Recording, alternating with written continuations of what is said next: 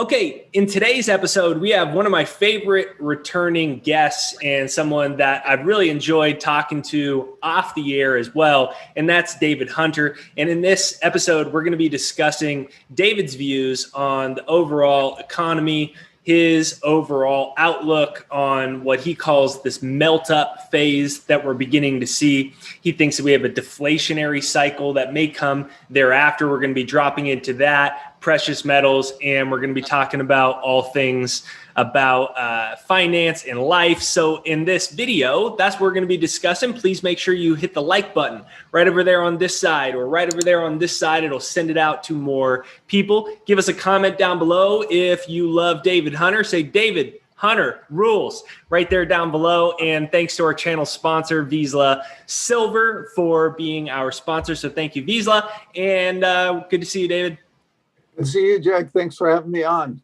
Okay, so we're in it's such a funny time, you know. Everyone would have expected that the stimulus would have passed by now, and we're in this really bizarre time where that hasn't passed. The economy, no one seems to, there's so many different viewpoints on what's happening, not only in the stock market, but in the economy. What is your take, and how does right now match up with the ways that you have been expecting?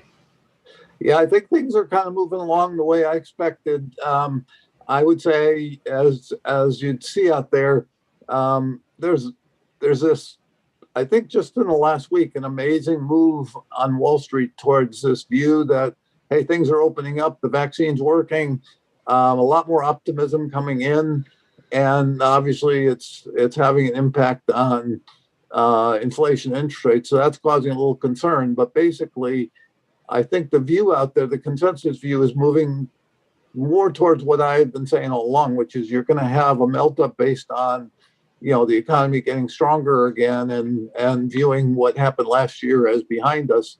And I think we're right at that inflection point where that's happening. Obviously not today. The market sold off early. You still got people with one foot out the door every time we get a little correction. It's like I get bombarded with questions. Are you sure you're going to see 4,600? Are you sure it's not turning over now? And so I really think there's still plenty of nervousness among investors, and that just gives you the buying power going forward. So, you hear a lot of people worrying that it's overbought, that it's way ahead of itself, that, there's still a lot of problems out there being ignored. And there are problems out there for sure. But this market has legs. I mean, I think I continue to say we'll probably see a secular top, maybe as early as second quarter.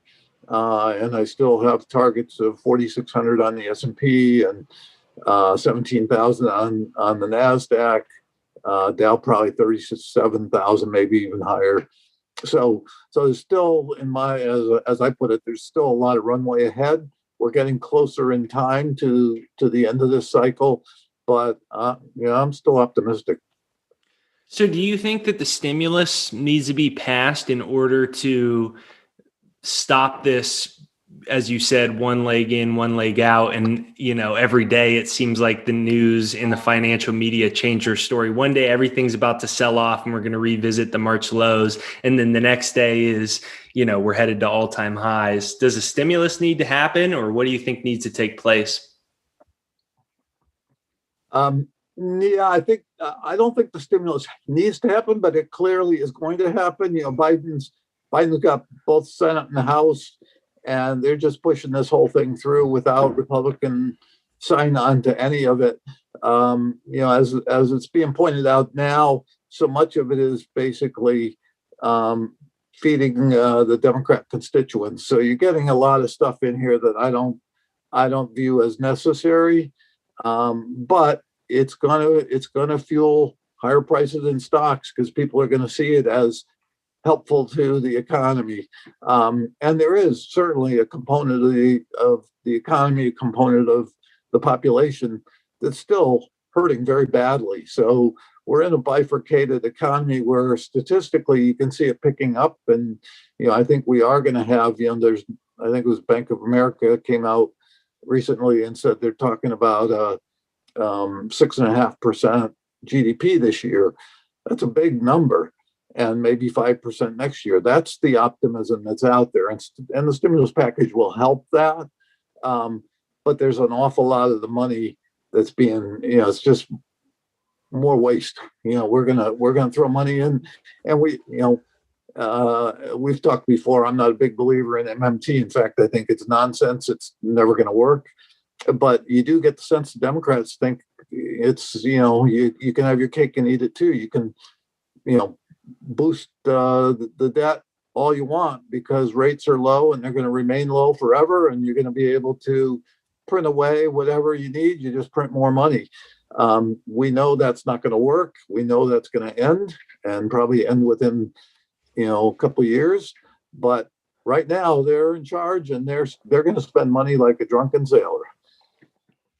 So there is two kind of camps, and one is we're headed, right now into inflation, maybe serious inflation. There's even people warning about hyperinflation. And then there's the other camp that says, no, we're going into a deflationary situation, and those are the people like Jim Rickards and, Harry Dent, who's been talking, deflation for a long time. Where do you fall on this spectrum of inflation and deflation going forward?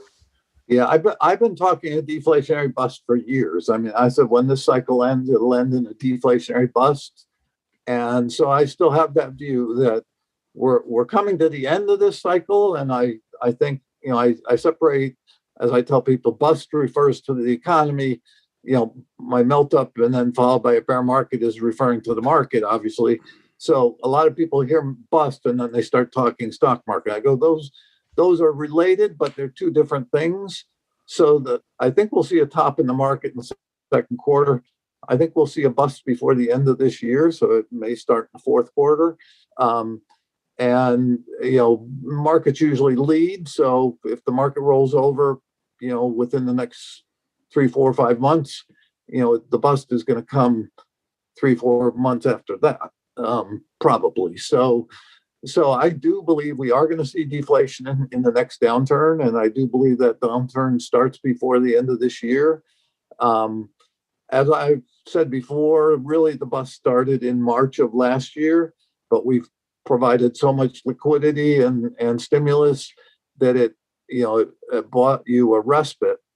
And then what we're going to have is a second phase of the bust rather than the new bust. It's really the second phase of the bust. It's, you have so many small businesses that are hanging on or about to go under, and many that have gone under. You have a lot of people hanging on by their fingernails to their houses. There are just so many ways where this economy is fragile as a result of the pandemic. And you can forget about that for a little while because statistically you're in recovery.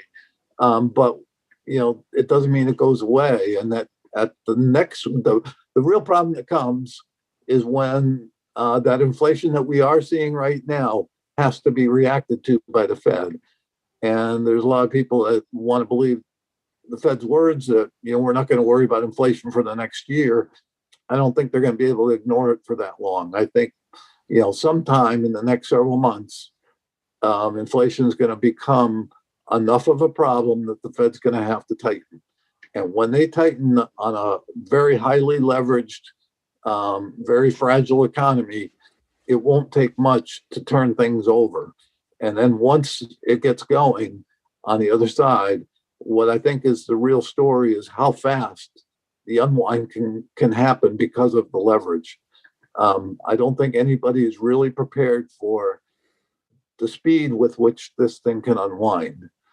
And that's why I get, the pushback I get on my scenario is, can't the Fed just, they're not going to let that happen, are they? And I go, they won't let it happen by choice, but they're going to be caught between a rock and a hard place where if they don't respond to the inflation, it's going to just really start getting out of hand and they'll have to respond even more so. And if they do respond to it, the economy is so fragile that they'll be surprised at how fast that tightening affects the economy. So I think we are moving towards that point. So I am in the camp of deflation. Where I differ probably is that, I think we get this melt up first. And do you think that the end of the top of this melt up is signaled by inflation starting to move and the Fed changing their tone to saying they now want to address the inflation, and that kind of signals the top there? Yeah, you never know exactly what will signal whether the market will roll over before you really, see anything, because the market will, it's not like people are going to, no light's going to go off and you say, okay, this is the day. Just like today, you get up and you say, wow, the market's really heading south. It was people's, I guess, mindset that inflation's a problem here, interest rates are ticking up. So it's probably a little bit of what you're seeing today is what you'll see at the top. But it's not only inflation, it's also, I think, as we open up, the economy is going to be overheating. You're already having bottlenecks with semiconductors, affecting other industries.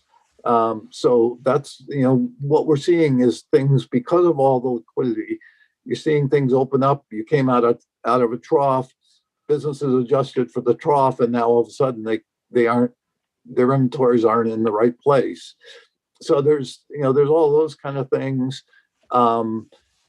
And I think it's not just the US, it's global.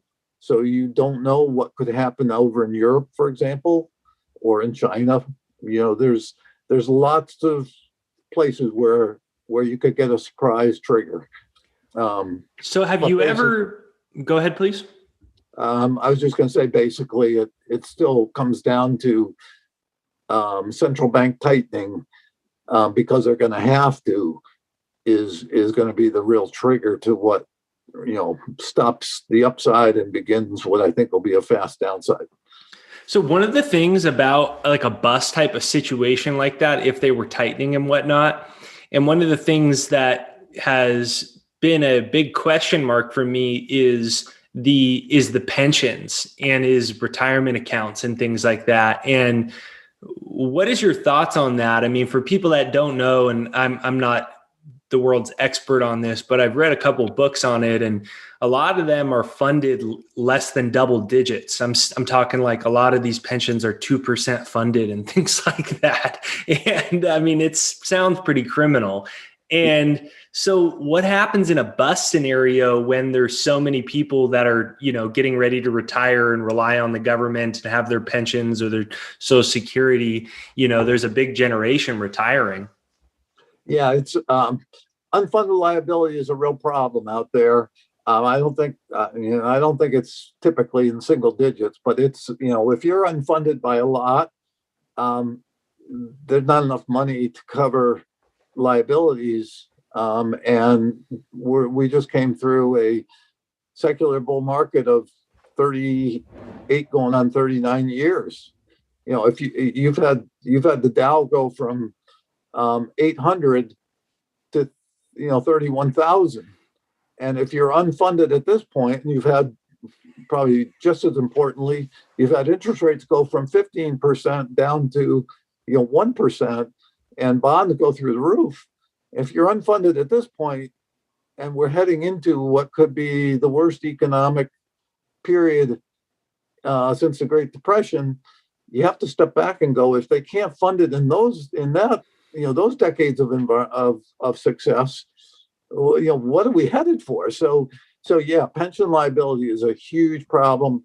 It's just another reason why I think a bust becomes virtually inevitable. It's the leverage on the system. It's in a way, unfunded liability is a leverage. You've just not, you don't have the money to cover it, and you've been kind of stealing from Peter to pay Paul. So it's a real problem. Now the Democrats on the public side, public pensions are, again, they're robbing from Peter to pay Paul. They're going to boost up the federal deficit, the federal debt, and throw money to the cities and for the pensions. And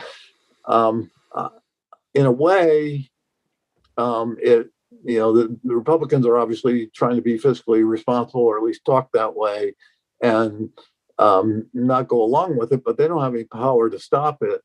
And frankly, I don't know. It's so late in the game right now. You can put fingers in the holes. You can put bubble gum in the holes in the dam, but everything's going to just blow. So, these are all just band-aids that aren't gonna solve anything. So, do you think that there'll have to be a bunch of rounds of bailouts to bail out cities and states for all these public pensions and all these people retiring and all that type of stuff? Oh yeah, I mean, there's no doubt. I've talked about this for a long time, more from a macro standpoint than in detail, but there is no doubt that when this bust hits, and like I said, I think it's within this year. I could be wrong. Maybe they can extend it for a little bit, but not much. When the bust hits, there is going to be so much fiscal and monetary expansion because they have no choice. And frankly, as I've said many times, when the unwind happens, you're going to have major bank failures. You're going to have a lot of involuntary debt liquidation. And the central banks are the only ones that can move quickly. You're not going to be able to solve it through government intervention because it takes, a month is going to be a long time if you've got banks failing, right? You have to do things instantly.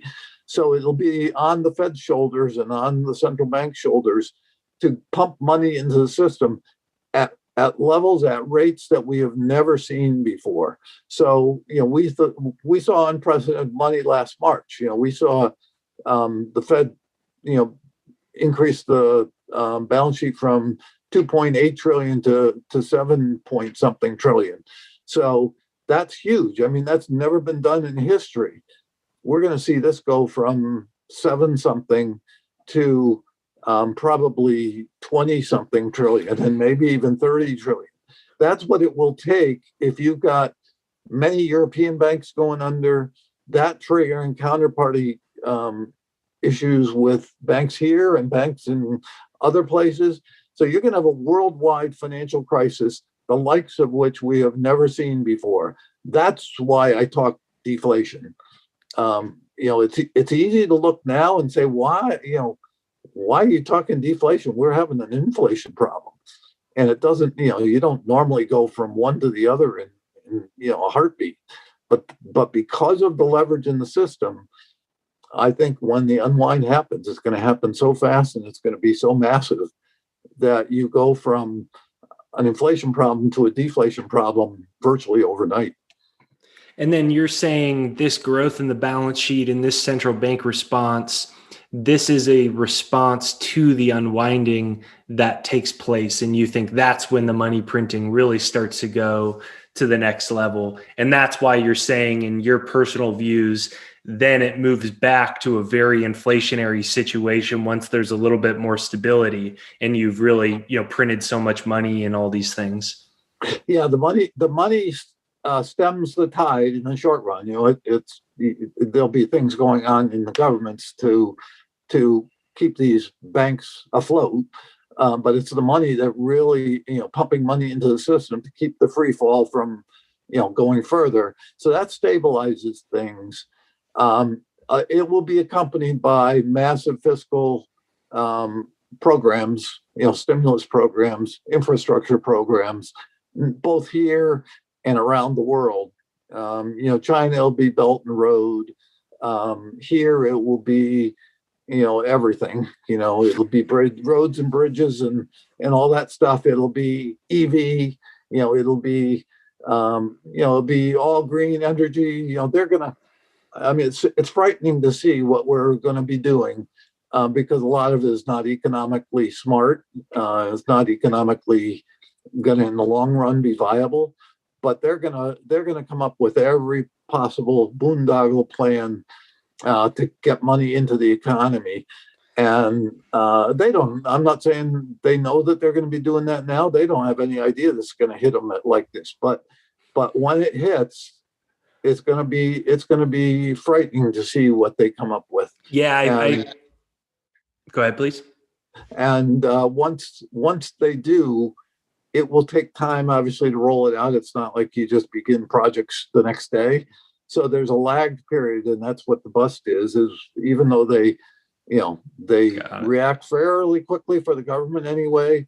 And again, not just here, but around the world, it still is a lag where that, takes 6 and 9 months to even get started. And, the money will move to the markets first and then move into the economy. And then over time, over the next cycle, you'll move out of that trough of deflation and into ever rising inflation. It'll start out slow. You'll be in the low single digits, but within a few years, you'll be in the high single digits on your way to double digits. And I think, as I've said often, I think, as unbelievable as this is, I think we will. We've had a 40-year decline in rates and inflation. Inflation was actually 20% back in 1981, and interest rates were 15% on the long bond on 10-year. I fully expect to retrace that in full before the end of this decade. So, and that's coming from a trough of maybe 3 or 4% deflation. So, that's a wild ride. And it leads to obviously lots of other problems. But as I say, this is a forecast. It's not I'm not endorsing it. I just don't. You have two choices, and this is probably where I differ from people like Rickards or some of the other gloom and doomers that think we're going down for the count.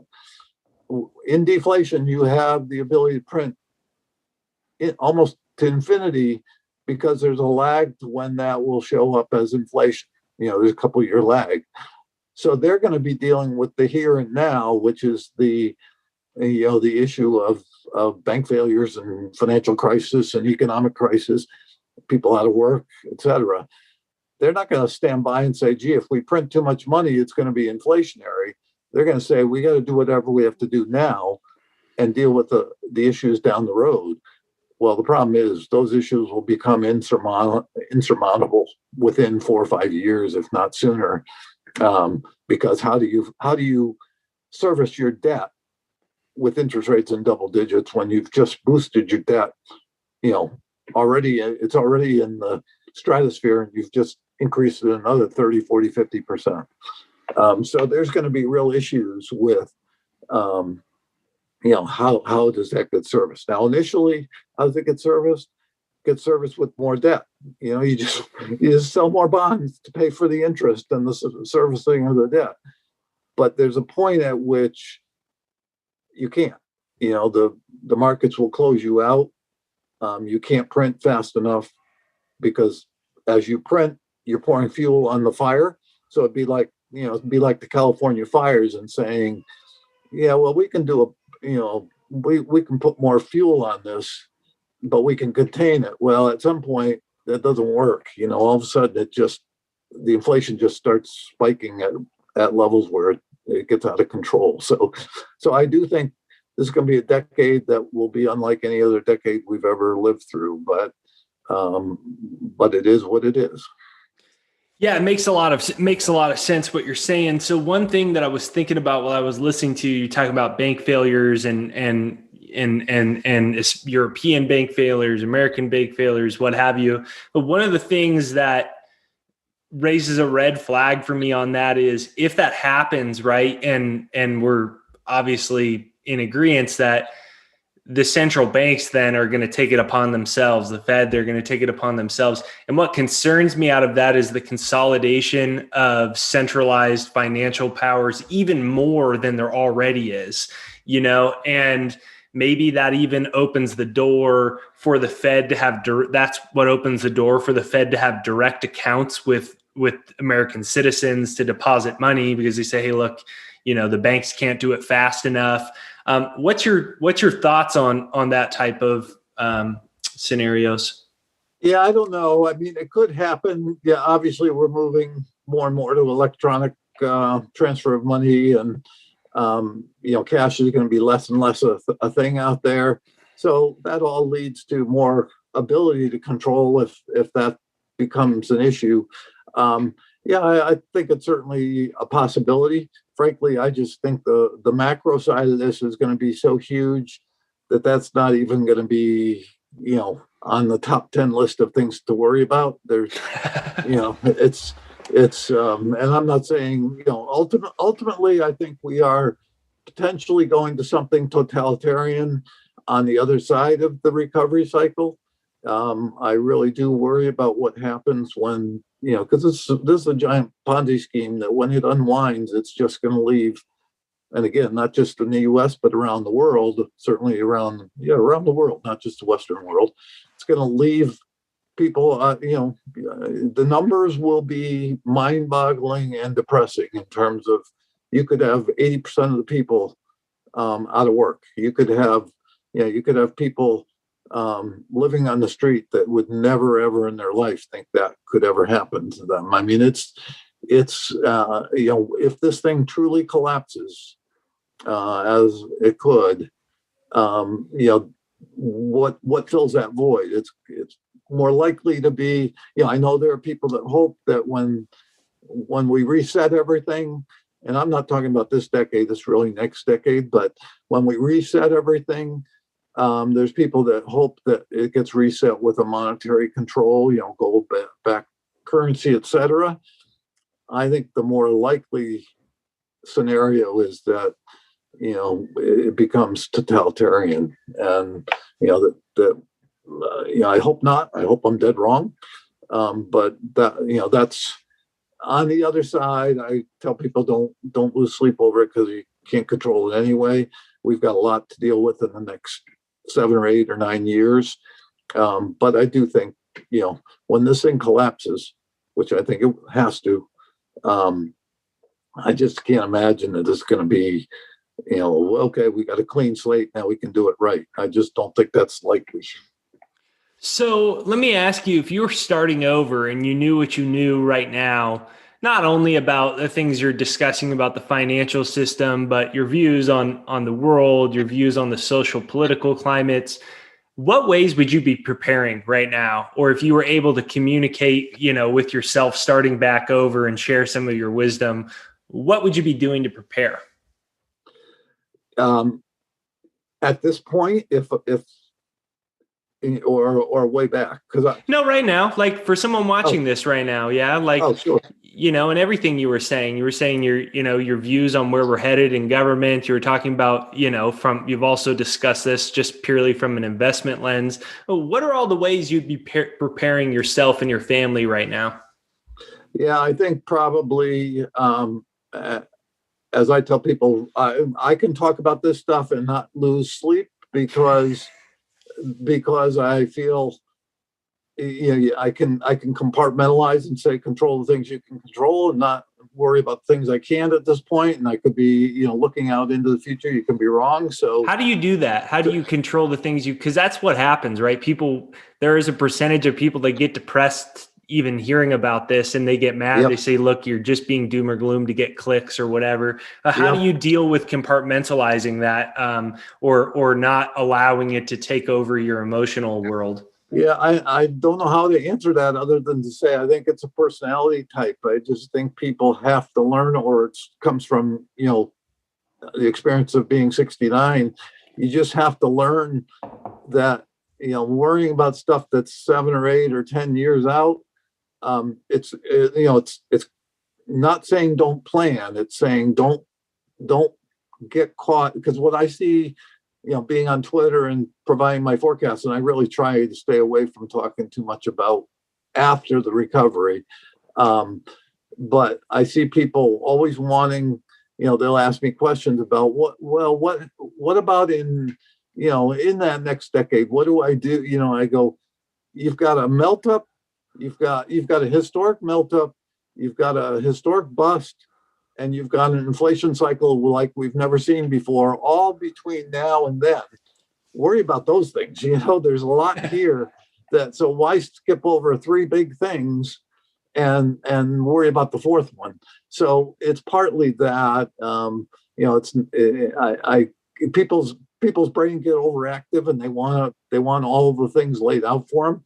And frankly, I you know, it's partly saying, I've got to put some things in God's hands, and it's partly saying, it's just too far out to, let's deal with the big things that are in front of us here.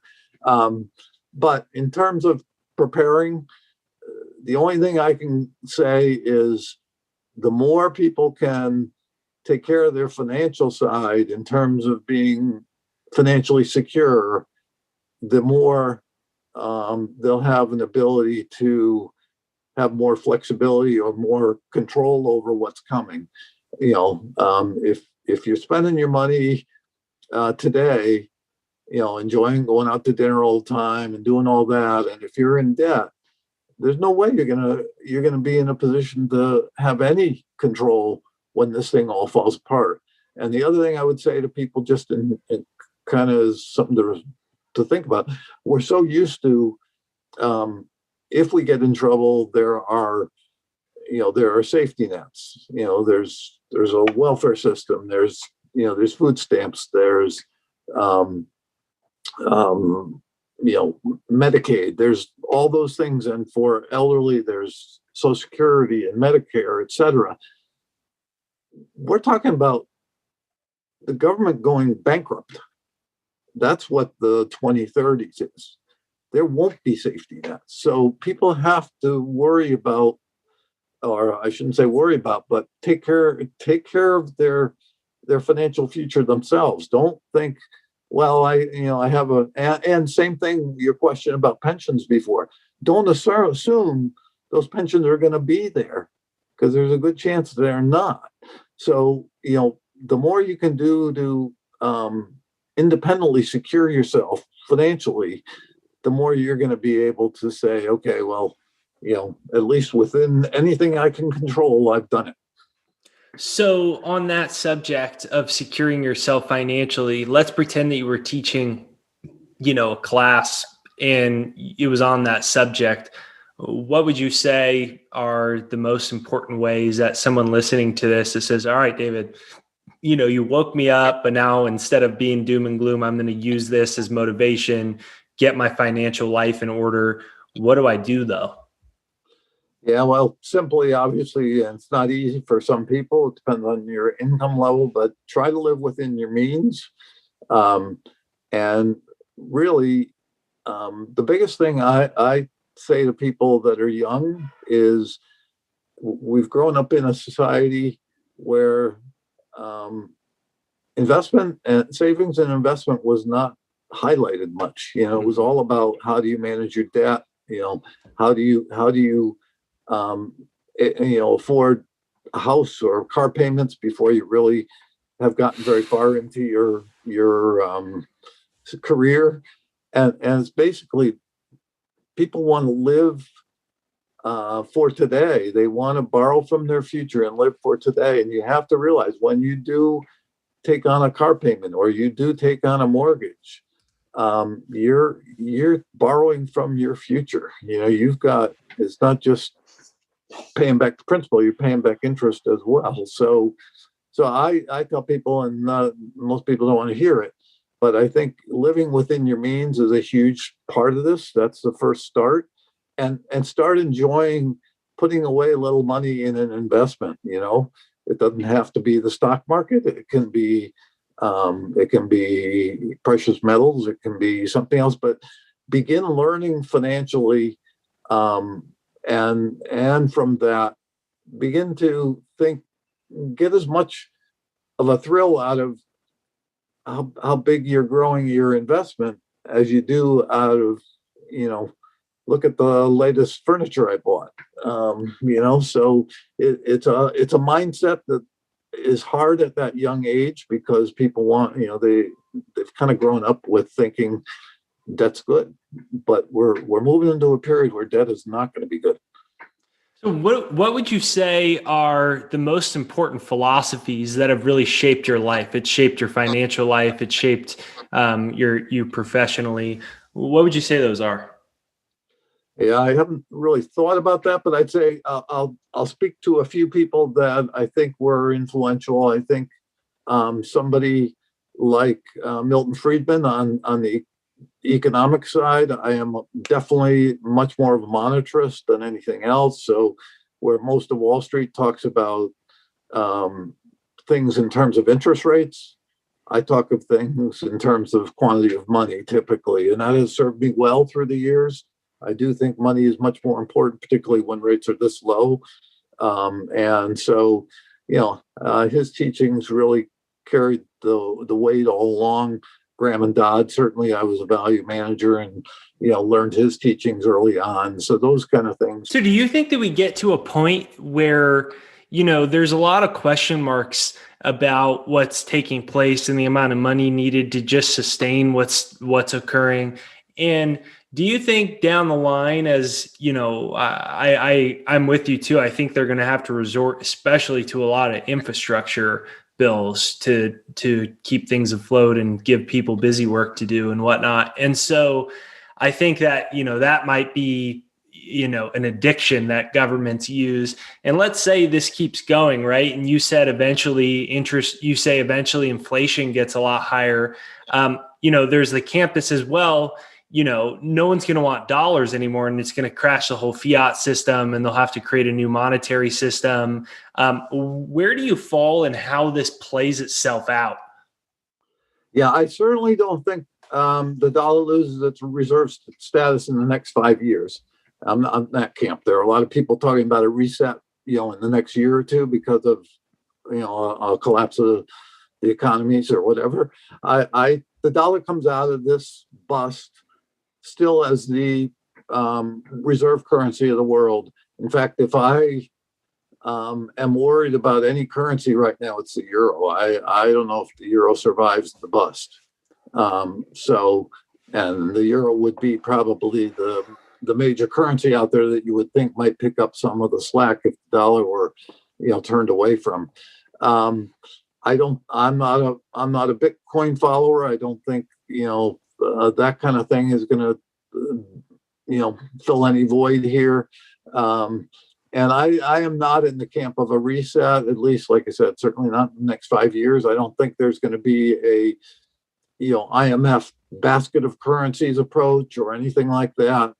I do think, however, that the dollar does well in the bust. I think you're going to see one last time that people run to the dollar for safety when the whole world is cratering. I've been probably the big bear on the street for the last year and a half on the dollar.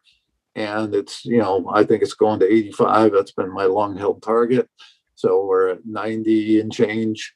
So I think we could see that in the first half of the year.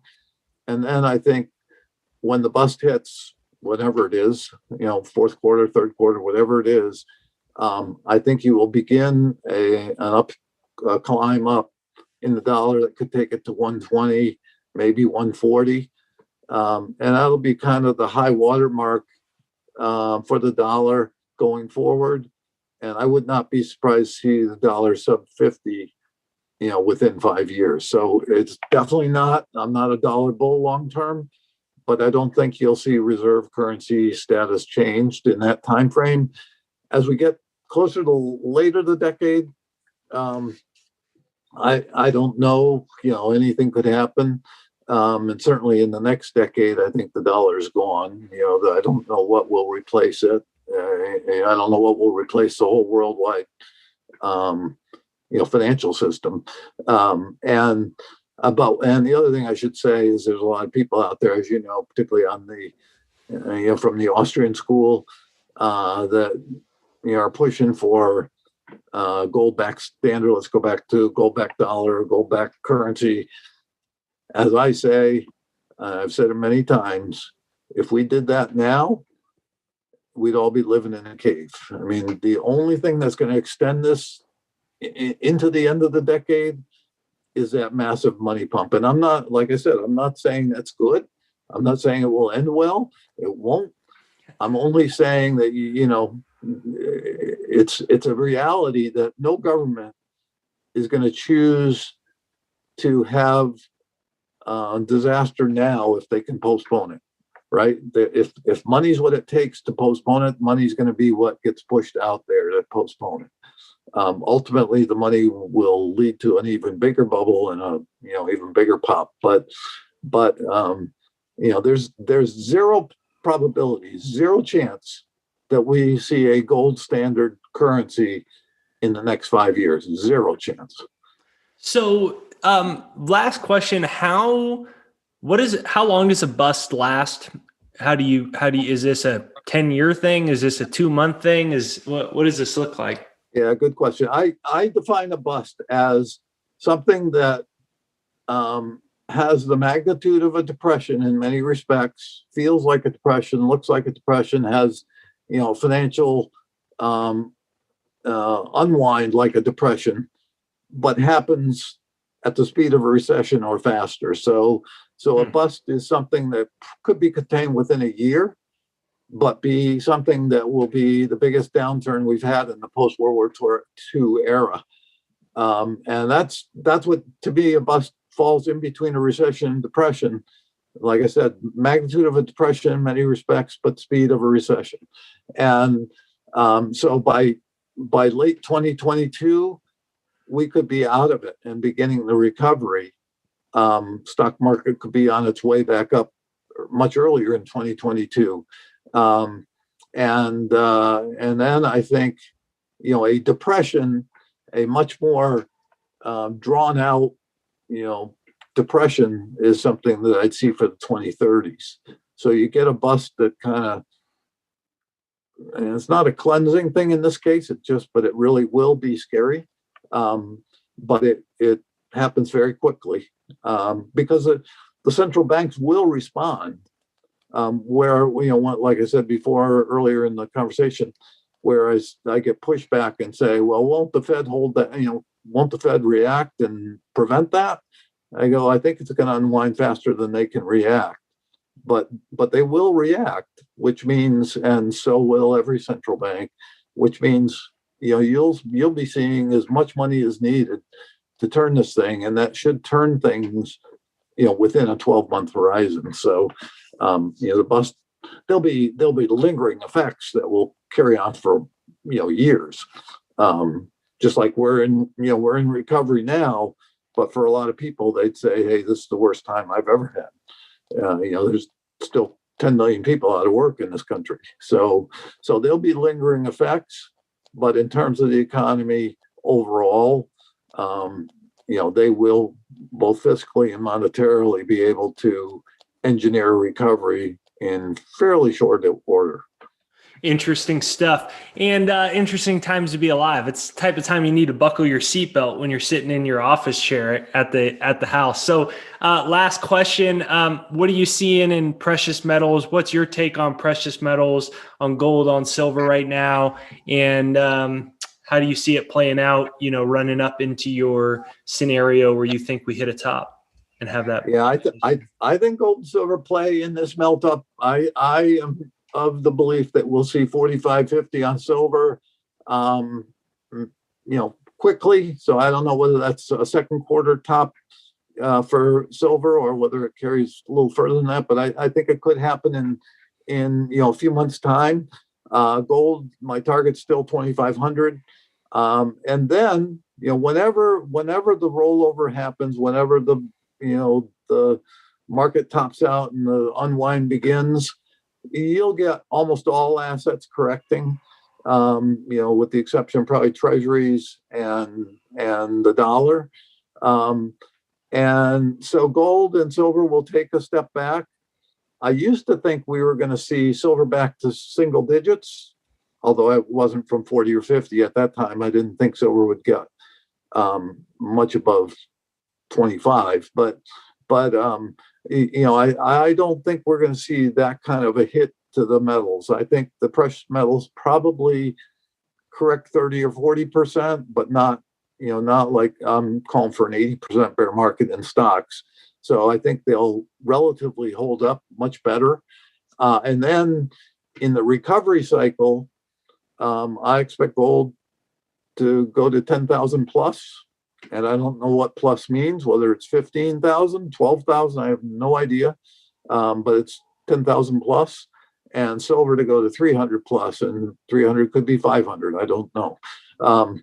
So, I'm a huge bull on both silver and gold. And I know right now there's a lot of people throwing in the towel. Gold's been disappointing of late, but I just tell people, put it into perspective. Remember, gold went from 1460 to 2100 between March and August. So, this is just a consolidation of that leg. And there's another steep leg coming here, I think, quite soon.